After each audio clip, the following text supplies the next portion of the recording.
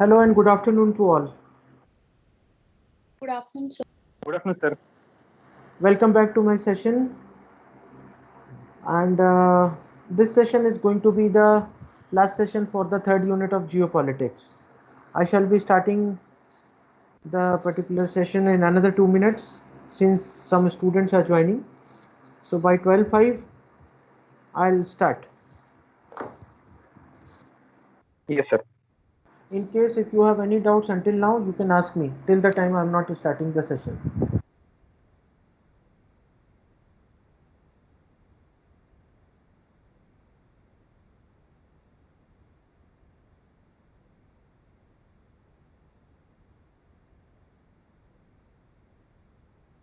Sir ये अभी जो सब्जेक्ट है अभी सेकंड सेम के तो ये यूनिवर्सिटी के भी क्वेश्चन बैंक रहते हैं क्या अलग से कुछ?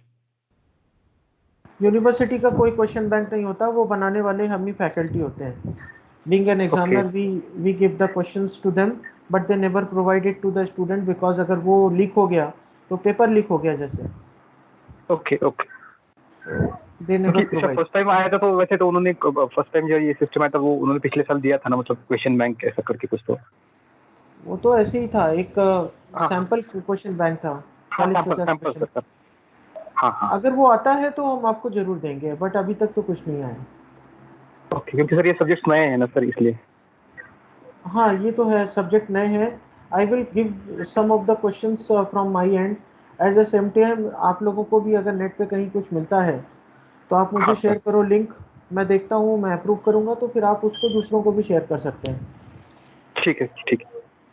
ओके. ठीक है.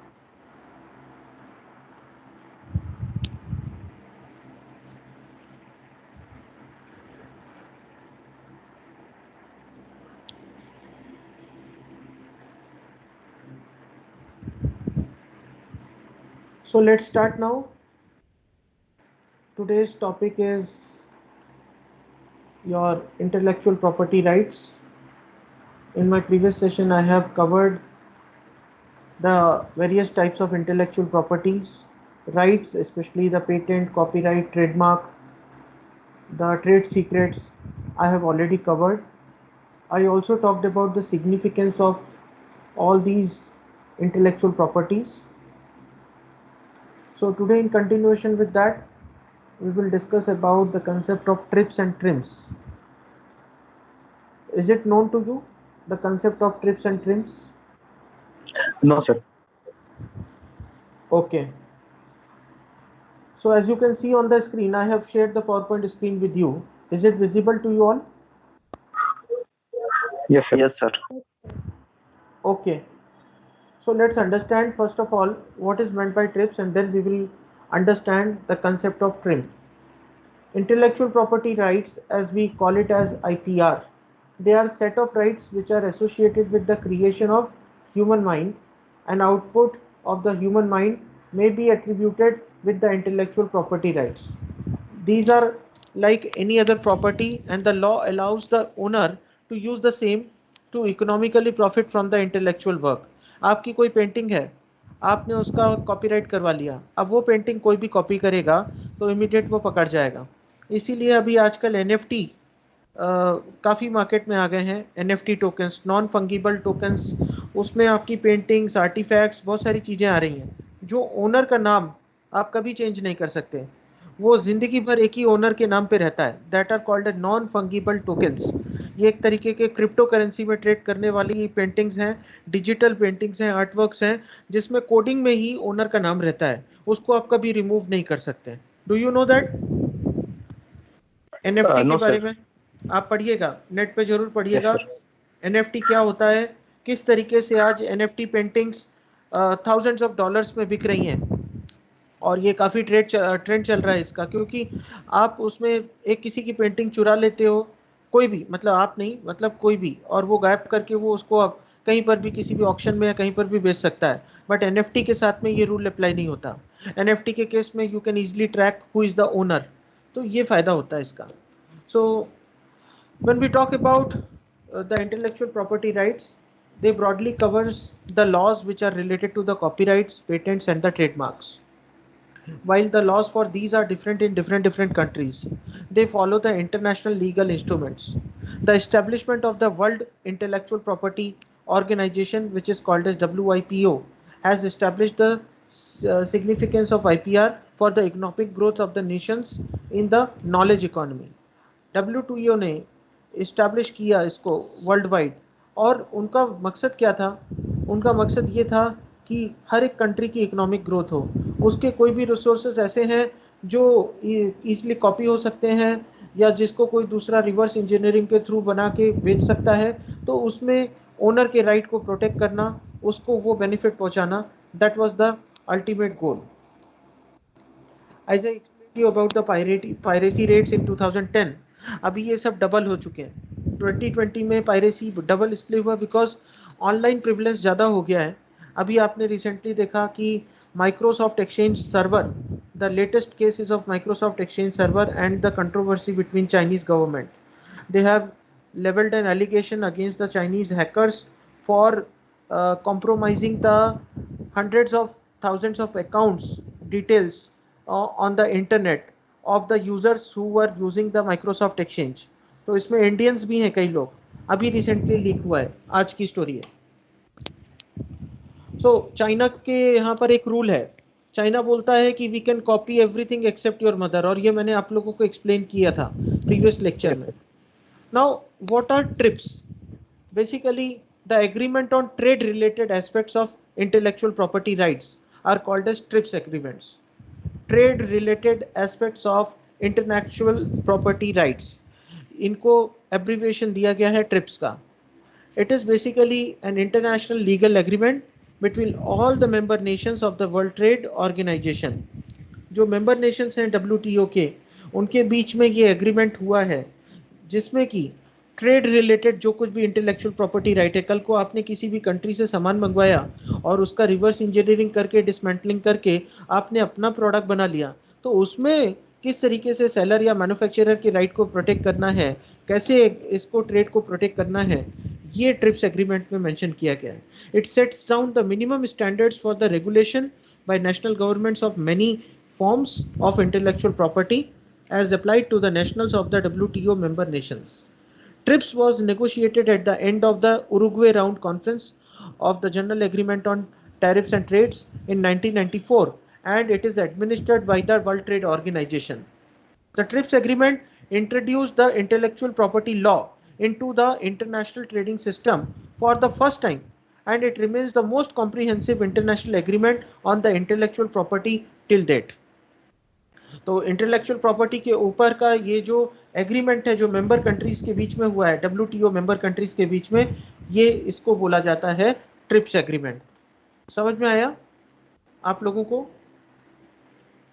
Yes sir. सूरज महाजन, आपको क्लियर हुआ? सूरज महाडिक, शुभम पिल्लाई.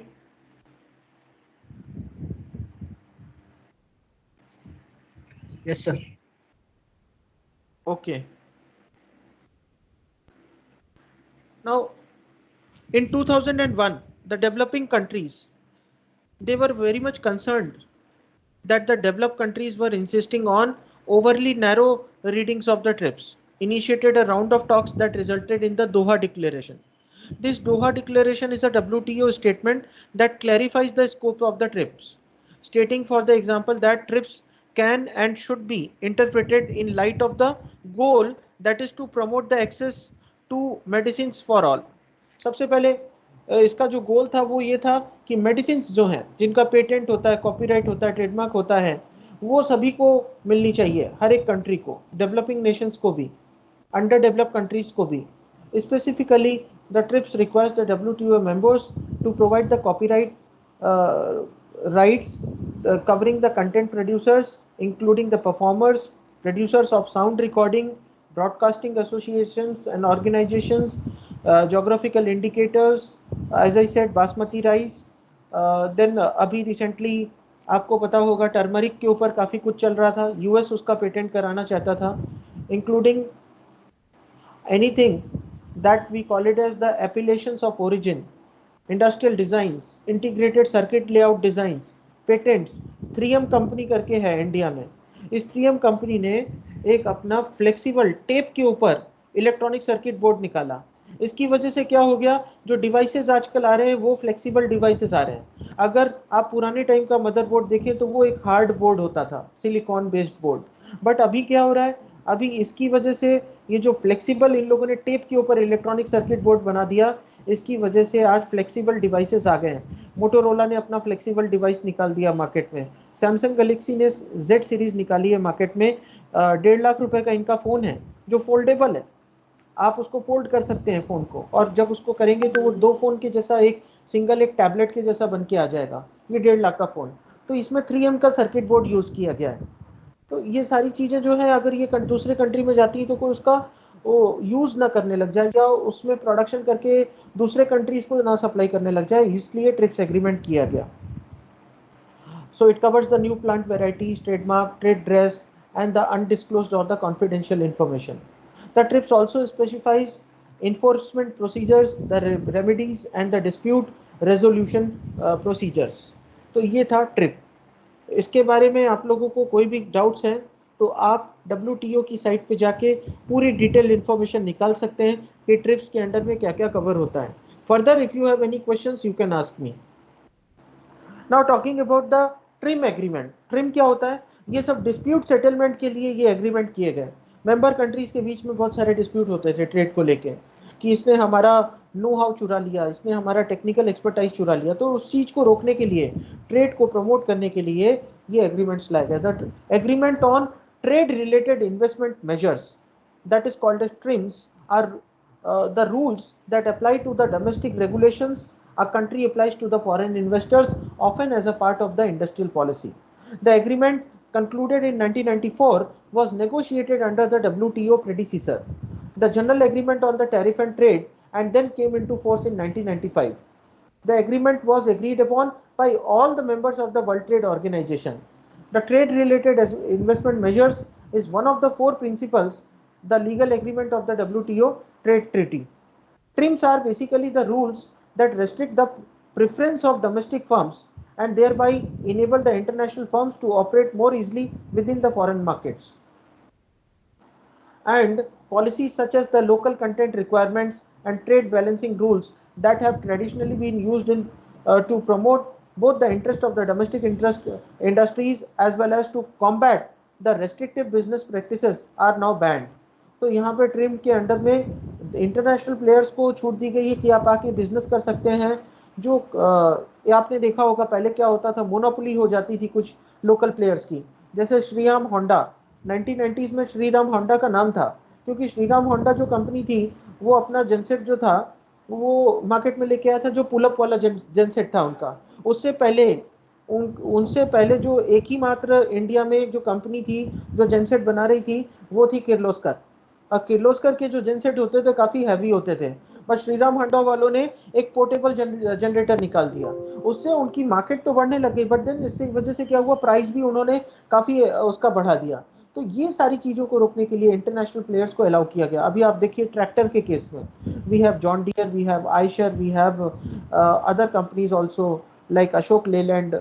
ये सब कंपनीज के ट्रैक्टर मार्केट में क्यों अवेलेबल है मल्टीनेशनल कंपनीज की, इसलिए क्योंकि गवर्नमेंट की तरफ से उनको परमिशन है कि वो वहां पर ट्रेड कर सकते हैं, इन्वेस्टमेंट कर सकते हैं, इंडस्ट्री के साथ में MOU साइन करके जॉइंट वेंचर कर सकते हैं, कोलैबोरेशन हो सकता है। वोडाफोन एक बाहर की कंपनी, वो इंडिया में आके इंडिया में आइडिया कंपनी के साथ में मर्जर करके आज बिजनेस कर रही है।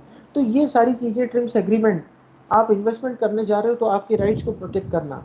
और इसमें क्या होता है, इसमें जो डोमेस्टिक प्लेयर्स के इंटरेस्ट को जो पहले प्रोटेक्ट किया जाता था उनको सबको बैन कर दिया गया। क्यों? क्योंकि अगर आप केवल डोमेस्टिक प्लेयर्स को लेके चलेंगे तो कभी भी अच्छी क्वालिटी का प्रोडक्ट आपके कस्टमर्स को मार्केट में जल्दी नहीं मिलेगा। So the domestic players are required to become more competitive, they can compete in the open market without giving any unnecessary favor or any unnecessary bias towards them. तो ये trim agreement समझ में आया, the trade related investment measures. Is that clear to all? Yes, sir. Yes, sir. Yes, sir. Okay. Yes, sir. Okay. Now let us understand the dispute settlement system under the international trade that comes under the WTO only. So it comes as a part of the historic development of the WTO. As we can see on the website of the WTO, they had clearly given what are the dispute settlement mechanisms and the machinery for the same. How one country can settle the dispute, how one trader can settle the dispute with the other country in case if there is any particular disputes related to the trade or the investments. So the WTO dispute settlement system is often praised as one of the most important innovations of the Uruguay round. This should not, however, be misunderstood that the WTO dispute settlement system was the total innovation and the previous multilateral trading system based on the GATT 1947 did not have a dispute settlement system. So it is clear that GATT was having their dispute settlement system, but it was not enough to deal with the changes, to deal with many complexities of the trading and the investments. So that is why WTO after the Uruguay round they had come up with the dispute settlement system, which is one of the most appreciated system of the world today. The current WTO system builds on and it has been adheres to the principles of the management of disputes and given under the Article 22, 23 of the GATT 1947 under Article 3.1 of the dispute settlement unit. अगर आपको देखना है तो ये law है, ये करीब 300 page 400 page का ये पर्टिकुलर डिस्प्यूट सेटलमेंट के प्रोसीजर प्रोटोकॉल वगैरह सब दिए हुए, आप ये पढ़ सकते हैं वेबसाइट में जाके. Okay, is that clear to all? तो आपको केवल ये याद रखना है कि WTO के अंडर में डिस्प्यूट सेटलमेंट जो है वो इस आर्टिकल के अंडर में दिया हुआ है. ठीक है. Now talking about the common payment methods in international trade. अब ये लोकल ट्रेडिंग तो हो नहीं रही डोमेस्टिक मार्केट में कि आपने जाके फोन खरीदा और बदले में पैसे दे दिए. अभी आप दूसरी कंट्रीज के साथ में ट्रेडिंग कर रहे हैं. ऑयल एक्सपोर्टिंग नेशंस हैं, अब वो अपने कंट्री की करेंसी में आपसे पैसा चाहते हैं, तो आपको इंटरनेशनल ट्रेड करने से पहले, बिजनेस करने से पहले ये समझना चाहिए कि पेमेंट मेथड्स कौन से यूज होते हैं इंटरनेशनल ट्रेड में. So primarily there are 4 major international trade methods, payment methods which are being used by many member countries of the WTO. These are open accounts, letter of credit, documentary collections and cash in advance. Let us understand one by one as to what these payment methods are and how they are being different from others. The first one is called as the cash in advance. जैसे आप यहाँ पर भी कोई business करते हैं, आप किसी से कुछ माल खरीद के लेके आते हैं तो आप उसको एडवांस में पेमेंट करते हैं. सेम जब आप इंटरनेशनल ट्रेड करते हैं तो उस केस में the cash in advance is been given in the form of bank transfer, in the form of credit transfer. So cash in advance is basically a type of payment where the buyer pays the seller up front before the goods are shipped. पहला 50% आपने पहले दे दिया token amount, 50% बाद में दे दिया. Wire transfer भी बोला जाता है इसको, वायर ट्रांसफर. वायर ट्रांसफर मतलब through internet you are doing it, that is why it is called as wire transfer. Bank transfer or credit cards are most frequently used the payment methods options for this particular cash in advance method. The advantages are this method protects the seller from the buyers who may not honor the terms of the contract and decide not to pay. तो वो उसमें seller को protect कर लिया उसने क्योंकि आपने advance में ही पेमेंट कलेक्ट कर लिया. कॉन्स क्या है? Although this method protects the seller, it is not a secure method for the buyer, as the buyer will face the risk of receiving the goods that do not meet the quality agreed on the contract or not receiving the goods altogether. ये भी हो सकता है कि आपने कुछ order किया, आपने पैसे भर दिए और उसके बाद आपके हाथ में कुछ भी नहीं लगा. ऐसा केसेस देखे गए कैश इन एडवांस, इसलिए थोड़ा सा रिस्की होता है. Is it clear to all? Yes sir. बाकी लोग आज सो गए लग रहा है. No sir. Yes, sir. No sir. मौसम बहुत अच्छा है, मुझे लगा कि सब लोग सो गए होंगे. अभी नो बारिश सर. भी हो रही है, घर में आप सब लोग बैठे हैं सर. आराम से, नाश्ता आज खाना. उपास है सर. आज आषाढ़ी एकादशी. हाँ सर. Yes, sir. आज के दिन में पंढरपुर में पालकी पहुंच जाती है, विठोबा के दर्शन होते हैं और ये आज का Yes, बहुत sir. ऑस्पिशियस डे होता है. और ये अगर आप में से कोई पालकी में कभी गया है तो आप लोग समझ सकते होंगे कि वो फीलिंग ही एक अलग होती है.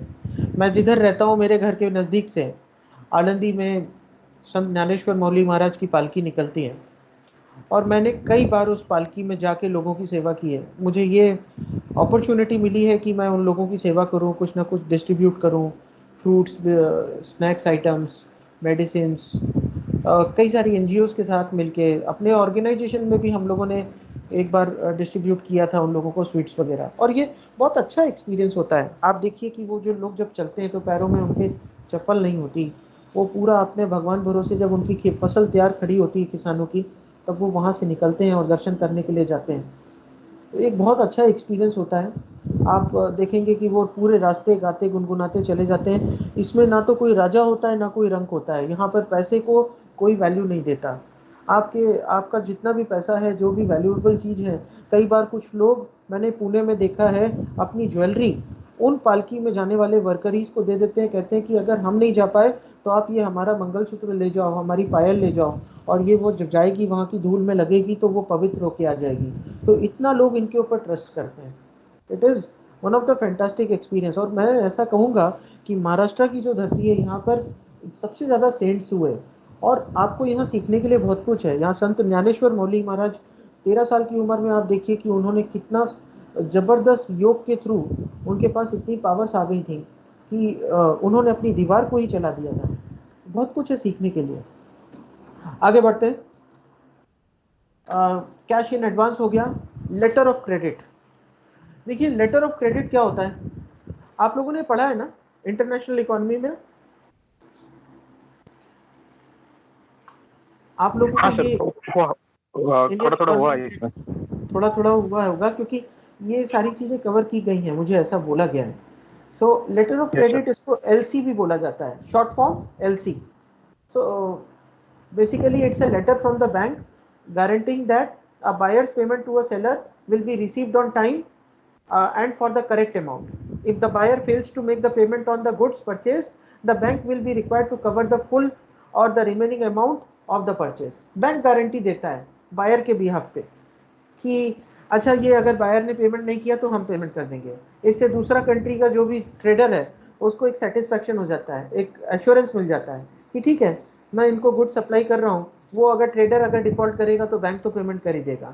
तो ये बैंक की तरफ से लेटर आता है। So how it works, usually some form of securities or the cash as a collateral is required by the bank to issue the letter of credit. आप ऐसे ही लेटर ऑफ क्रेडिट बैंक से लेके नहीं आ सकते, आपको कुछ ना कुछ मॉर्गेज या कुछ ना कुछ कोलेटरल सिक्योरिटी उसके अगेंस्ट में डिपॉजिट करनी पड़ेगी, तब एक बैंक एक लेटर इशू करता है जिसको बोलते हैं letter of credit. And charge a service fee, the bank generally charges a service fee, वो उनका कमीशन होता है, typically as a percentage of the value of the letter of credit. Pros क्या होते हैं? Letter of credit is one of the most commonly used payment methods in the import and export industry, as it minimizes risk for both the buyer and the seller. Letter of credit protects the buyer since the payment is only required after the goods have been shipped or delivered to the buyer. It also protects the seller since the bank is guaranteeing the payment as well as conducting a verification process to ensure the legitimacy of the buyer.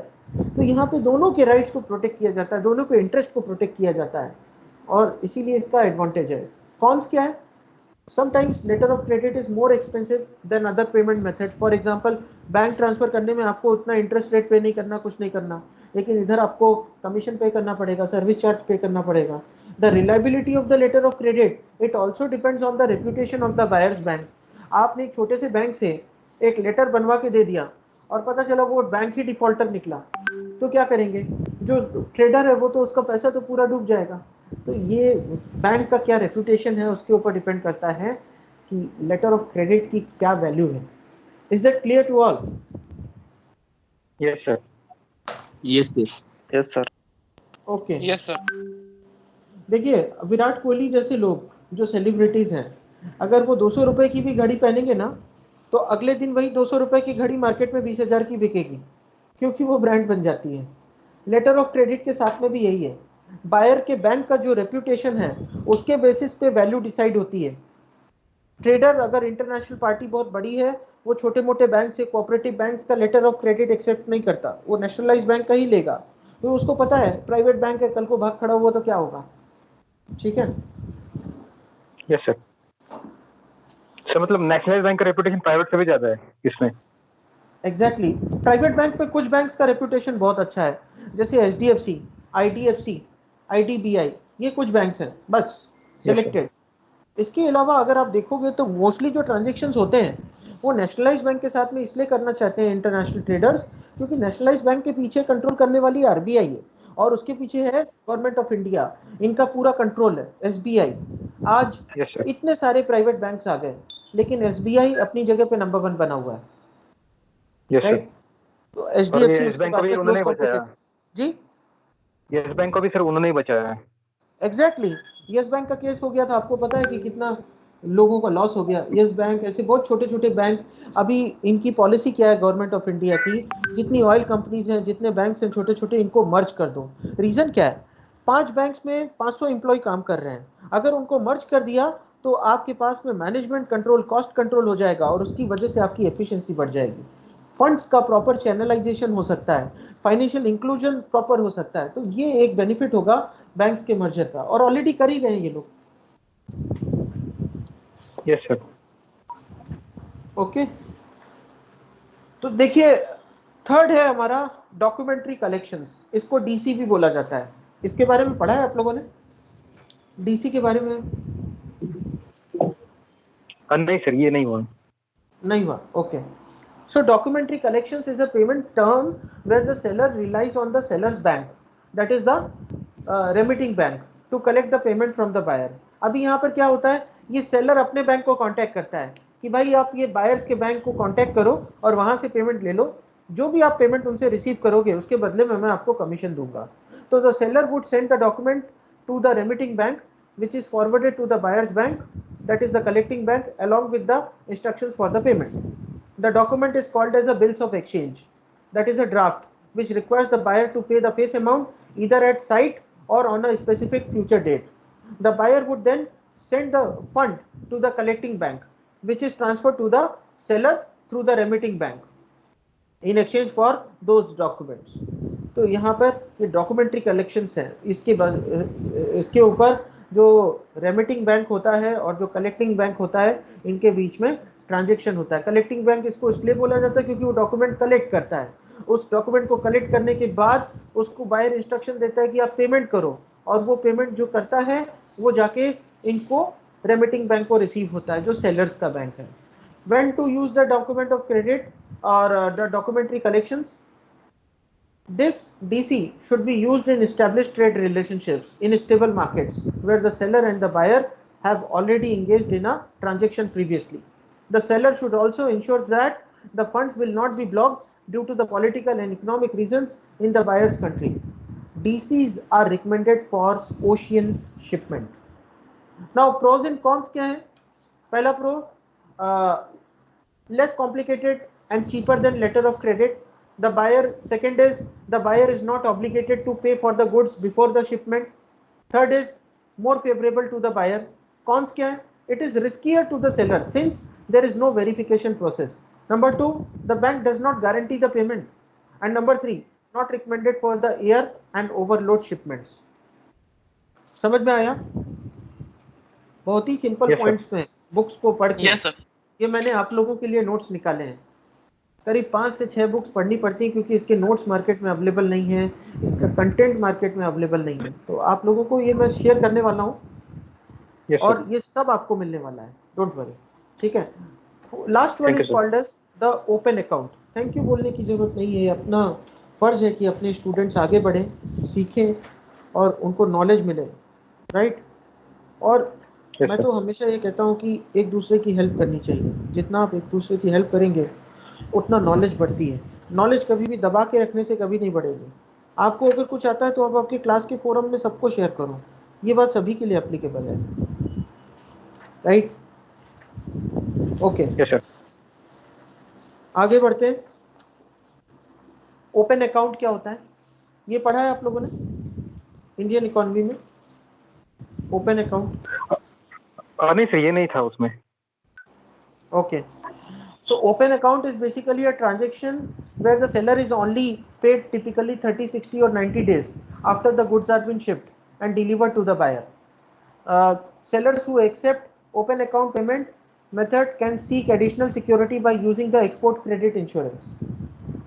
Pros है, this method is far the most secure for the buyer as payment is not obligatory until the goods have been received.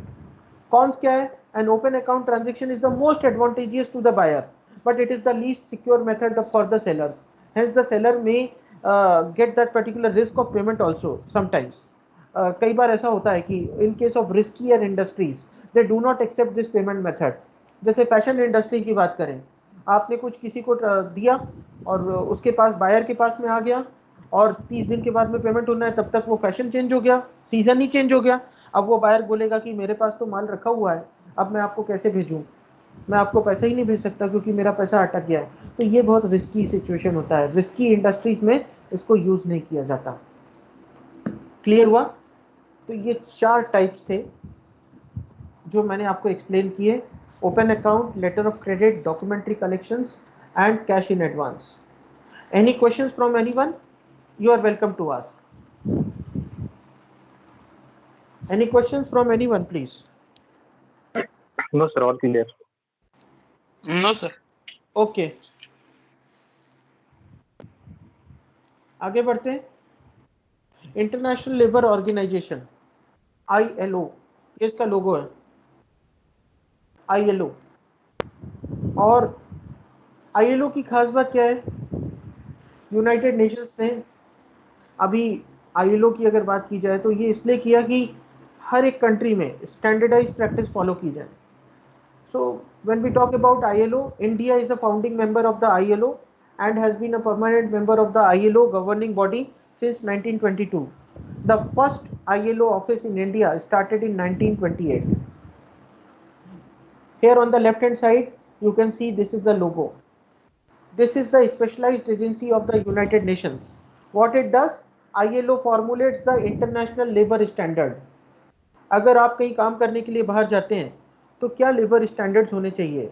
Wages, remuneration, perks, incentives, working hours, working condition, safety, security, welfare, ये सारी चीजों का ध्यान ILO रखती है. समझा आप लोगों को? Yes sir. ये शायद पढ़ा Yes, sir. होगा Yes, आपको. sir. इंडियन इकोनॉमी में ये तो आप लोगों ने पढ़ा होगा. पढ़ाया था आपको? ये ध्यान दिया होगा आप लोगों ने, शायद ये होगा. Mission and impact of ILO देखते हैं. ILO is basically devoted to promoting the social justice, internationally recognized human and labor rights. अगर आप कहीं for example on site projects पे जाते हैं और वहाँ कुछ प्रॉब्लम होती है तो आप ह्यूमन राइट्स बॉडी को अप्रोच कर सकते हैं और वो वहाँ पे इंटरफेयर करेगी. United Nations only tripartite United Nations agency, the ILO brings together the government, employers and the employees, who are also called as the workers. Today we have 187 member states under the ILO agreement. Today the ILO decent work agenda helps advance the economic and working conditions that give all the workers, employers and governments a stake in lasting peace, prosperity and progress. जैसे child labour है, अभी कुछ countries में अगर child labour policies अगर नहीं लेके आई जाती तो चाइल्ड लेबर वहाँ पे बहुत फ्रिक्वेंटली यूज होता था. इंडिया में तो आपको पता ही है, बहुत commonly India, Nepal, Bhutan, Bangladesh, Myanmar, यहाँ पर चाइल्ड लेबर बहुत ज़्यादा होता है. Because we are one of the developing nation, मैं तो ये कहूँगा one of the poor nation who are still dependent on many things for our survival on the developed countries and on our neighboring countries. So यहाँ पे क्या होता है, यहाँ पे पॉपुलेशन बहुत ज़्यादा है, पर कैपिटा जो इनकम है वो बहुत कम है. उसकी वजह से इंडिया में आज भी 40 to 50% पॉपुलेशन ऐसी है जो एक टाइम का खाना खा के सोती है या उनको एक टाइम का खाना भी नहीं मिलता. ऐसी सिचुएशन में अगर कोई लेबर या वर्किंग एम्प्लॉय या कोई वर्कर अगर कहीं जाके काम करता है तो कोई दूसरा उसको एक्सप्लॉइट ना करे, इसके लिए ये ILO बनाया गया. ILO का मेन काम था standardisation of the practices of the labour. हर जगह पे चाहे लेबर यहाँ काम करे या कहीं और काम करे, PF, ग्रेचुटी, ESI उसको हर जगह पे मिलना चाहिए as per the laws. So overview of ILO in India. The ILO's current portfolio in India that centers around the following points: the child labor, preventing the families indebtedness, employment, skills, then integrated approaches for the local socio-economic development and livelihoods promotion, green jobs, value addition into national programs, micro and small enterprises, social security, HIV AIDS cancer इससे भी related है, migration related issue, Rohingya का case आपने देखा ही होगा, अभी recently चल ही रहा है, चाइना में उइघुर के मुस्लिम्स का केस चल ही रहा है, ताइवान का केस आप लोगों को पता ही है, मैक्सिको बॉर्डर क्रॉस करके लोग यूएस में आके मरना चाहते हैं वो इतनी ऊंची दीवार क्रॉस करके, क्योंकि मैक्सिको में ज़्यादा जॉब अपॉर्चुनिटीज नहीं, तो माइग्रेशन को भी आईएलओ डील करता है. Then industrial relations, dealing with the effect of globalization, then productivity and competitiveness etc. तो ये ILO का पोर्टफोलियो है इंडिया में. समझ में आया? किसी को कोई डाउट किसी भी पॉइंट में? I will explain it to you. Any questions, any doubt to anyone?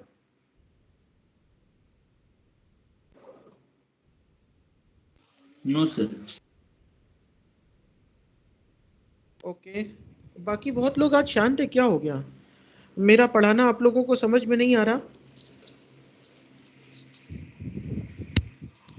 This question is from everyone. क्या हुआ, आप लोगों को मेरा पढ़ाना नहीं समझ में आ रहा? No sir, not. क्लास में तो बहुत ही कम आप ही 2-4 लोग ही बात करते हैं. मैंने देखा कि बहुत सारे लोग हैं वो क्लास में शांत रहना चाहते हैं. शांत रहने से आप लोगों का फायदा.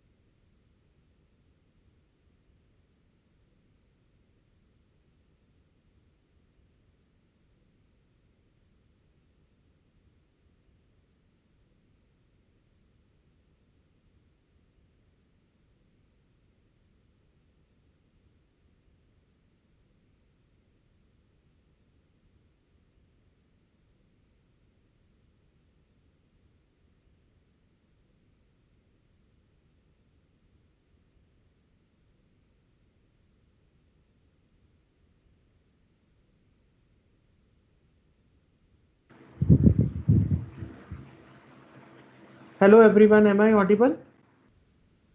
Yes, sir. Yes, sir. Sorry, there was a power failure at our institute, so I got disconnected. I am sharing my PowerPoint presentation once again with you. And international labor laws, is that topic covered in your any of the subject earlier? International labor laws, किसी के knowledge में है international labor laws? Because that is going to be the last topic for the unit 3rd, and then I will declare it as complete today itself. नहीं sir, ये नहीं हुआ था। HR specialisation के जो स्टूडेंट हैं उन लोगों ने शायद अगर पढ़ा है तो वो मुझे बता सकते हैं या क्लास को एक्सप्लेन कर सकते हैं, क्योंकि ये एक अच्छा प्लेटफॉर्म है जहाँ पर आप आपकी नॉलेज दूसरे लोगों के साथ में शेयर कर सकते हैं. Anyone has heard of this particular concept before? Can try to explain it to others also. Okay, so I'm sharing my PowerPoint screen. आपका ये है क्या, HR में है क्या?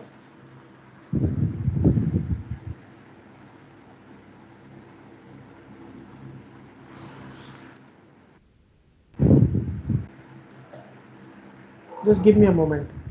वो टेक्निकल इशू हो रहा है कि अपने आप को बंद हो गया था PowerPoint presentation, so it is taking time to open.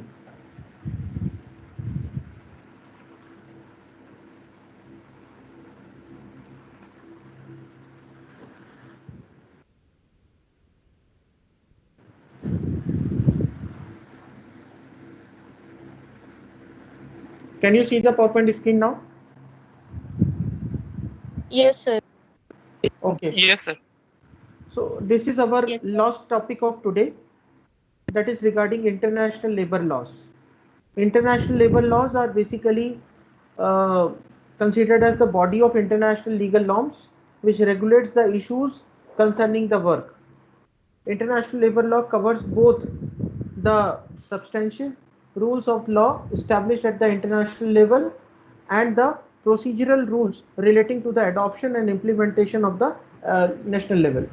तो नेशनल लेवल पे भी जो रूल्स होते हैं उनको भी अडॉप्ट किया जाता है, और उसके बाद जो इंटरनेशनल लेवल पे जो प्रोसीजरल रूल्स हैं उसको भी अडॉप्ट करके उनके बीच में एक सामंजस्य या ब्रिज किया जाता है. जो गैप होता है उसको भरते हैं इंटरनेशनल लेबर लॉज के थ्रू. तो इंटरनेशनल लेबर लॉज यही बोलता है कि इंटरनेशनली अगर आपके पास में कोई अगर आके काम कर रहा है तो उसको किस तरीके से आपको डील करना है, उसको क्या वेलफेयर प्रोवाइड करना है. So these are the set of rules which apply through the public international law.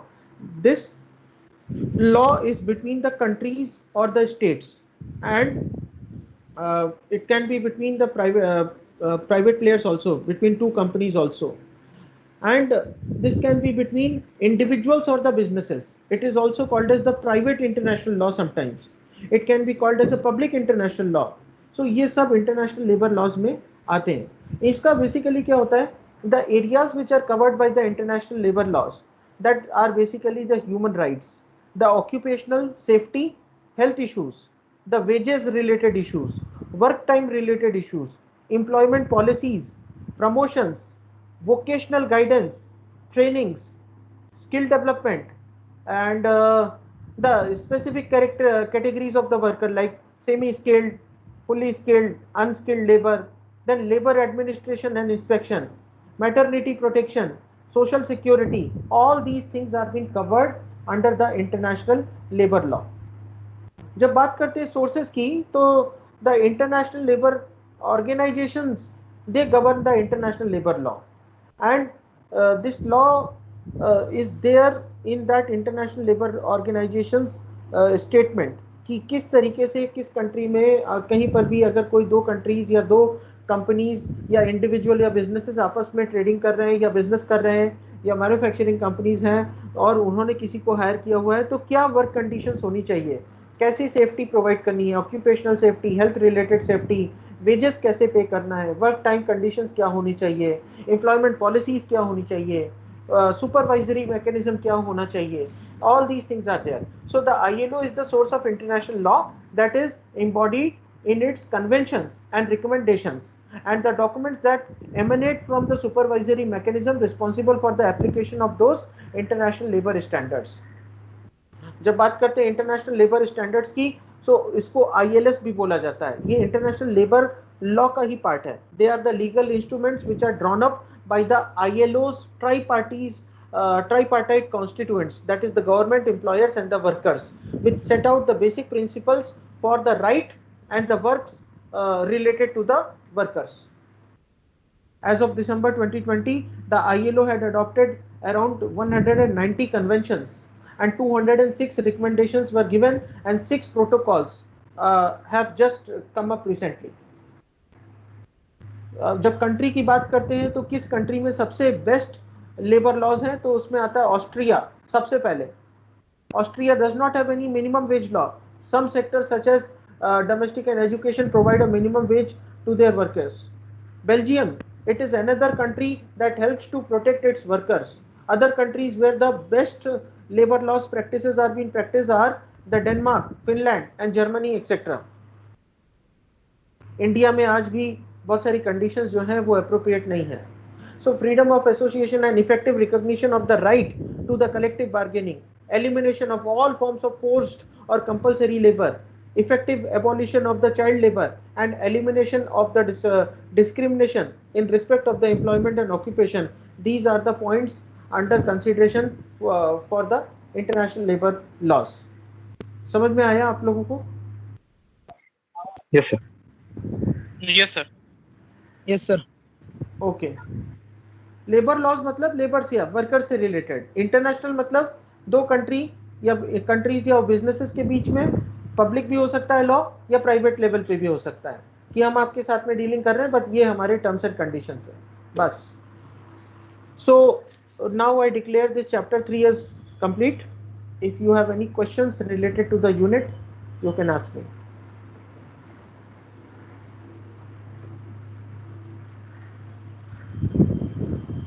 Any questions from anyone? No, sir. No sir. Sir एक डाउट है सर, अब ये इतना सारा थ्योरी तो ये हमें ये लाइन टू लाइन पढ़ना पड़ेगा ना सर अभी एग्जाम के लिए, क्योंकि इसमें बहुत सारा कंटेंट है। एग्जैक्टली, बिल्कुल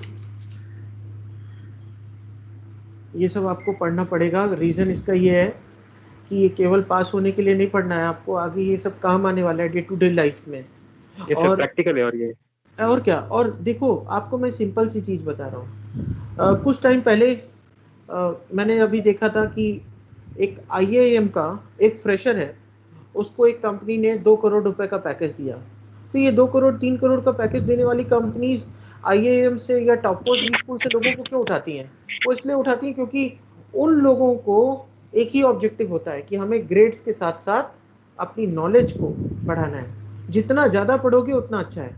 आप इसको MBA का एग्जाम मत समझो, आप इसको UPSC का एग्जाम समझो। दिन रात मेहनत करो। जितना ये आपने 1 साल मेहनत कर ली, पूरी जिंदगी आपको इसका फायदा मिलने वाला है। और यही 1 साल डिसाइड करेगा आपकी आगे चल के डेस्टिनी। जितने फ्रेशर है उनके लिए तो खासकर, राइट। तो ये 1 साल की मेहनत आपकी पूरी लाइफ लॉन्ग, आपका जो इनिशियल जो करियर में ब्रेक थ्रू मिलता है, पहला जो आपको अपॉर्चुनिटी मिलती है, वो मोस्टली डिपेंडेंट होता है इस पॉइंट के ऊपर कि आपने कैसी पढ़ाई की है। And without pain there is no gain. And please remember there is no substitute of hard work. दुनिया में चाहे बायजूस आ जाए, चाहे कोई और दुनिया भर की कोई दूसरे ऐप्स आ जाएं, पढ़ना आपको ही है। जब तक आप नहीं देखोगे, उसमें घुसोगे नहीं, तब तक ऐसी ये नॉलेज रखी रह जाएगी और कोई और उसको पढ़ के आगे निकल जाएगा। ये कंपटीशन नहीं है, याद रखिए। बट यहाँ पर ये जिस दुनिया में हम लोग रह रहे हैं, यहाँ विदाउट कंपटीशन चलता भी कुछ नहीं है। इवन हमारी ह्यूमन रेस में भी बोला गया है survival of the fittest. Charles Darwin ने लॉ ऑफ इवोल्यूशन दिया था और उसने उस टाइम पे, इतने साल पहले, उसने अपनी लॉ ऑफ इवोल्यूशन में मेंशन किया, neither the strongest of the species would survive in the future nor the most intelligent ones but the ones which are most adaptive to the change. तो अभी आप लोगों की जिंदगी बहुत कॉम्प्लिकेटेड हो गई है। आने वाले टाइम में 10 साल के अंदर न्यू एजुकेशन पॉलिसी जैसी इम्प्लीमेंट हो गई, आप देखेंगे कि जितना ये एग्जिस्टिंग सिस्टम ऑफ टीचिंग है, ये सब रिडंडेंट होने वाला है। Mostly case based teaching, simulation based training programmes, practical training, ये सब आने वाला है और वो और ज़्यादा डिफिकल्ट है। जैसे एक IT कंपनीज में आपने देखा होगा सॉफ्टवेयर इंजीनियर्स होते हैं, ये कोई भी सॉफ्टवेयर इंजीनियर को आप पकड़ के ले आइए, आप उसको बोलो तुमको ये लैंग्वेज आती है, वो लैंग्वेज आती है, किसी को भी परफेक्टली कोई भी लैंग्वेज नहीं आती, but then they get the projects. जब वो प्रोजेक्ट मिलते हैं तो वो सीखते हैं, एक दूसरे से पीयर शेयरिंग होती है, और उसके बाद वो प्रोजेक्ट सीख के 10 साल के अंदर उनको 8 से 10 लैंग्वेजेस का एक नॉलेज आ जाता है। तो वो प्रैक्टिकल लर्निंग को और ज़्यादा इंड्यूस करने वाले हैं नेशनल एजुकेशन पॉलिसीज में। ठीक है। Yes sir. जर्मनी में अगर आप चले जाओ तो वहाँ की एक पॉलिसी है, वहाँ पे आपको एक बड़ी कंपनी में काम करने के लिए इंजीनियरिंग की डिग्री की ज़रूरत नहीं, एमबीए की डिग्री की ज़रूरत नहीं, वो आपका स्किल लेवल और एप्टीट्यूड लेवल चेक करते हैं। इवन एक कारपेंटर भी किसी भी कंपनी में जाके बड़ी कंपनी में इंजीनियर बन सकता है, प्रोवाइडेड उसके पास में वो स्किल्स हो। तो हमारा कंट्री भी अभी स्किल के ऊपर फोकस कर रहा है। आने वाले 5 से 6 साल में आप काफ़ी रैपिड ट्रांसफॉर्मेशन देखेंगे, एंड आई एम श्योर कि आप जैसे लोग जो फ्यूचर है हमारे कंट्री का, वो भी स्किल डेवलपमेंट पे काफ़ी फोकस करेंगे। So shall I conclude the session today? किसी को कोई क्वेश्चंस है, कोई सवाल है आप लोगों के? No sir. Okay, thank you everyone, bye bye. Thank you sir. Thank you. Have a nice day. Thank you, sir. Same to you, have a nice day.